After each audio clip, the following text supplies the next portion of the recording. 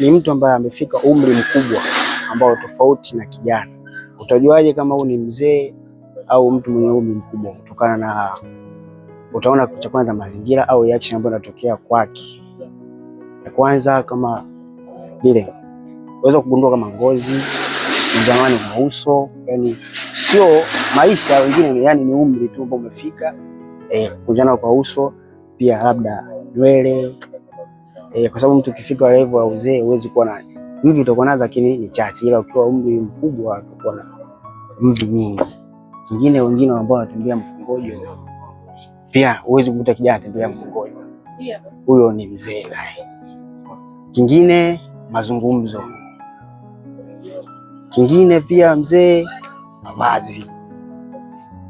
Na kingine itakugundua kama umri nao umechoka, umri umeenda mwingi,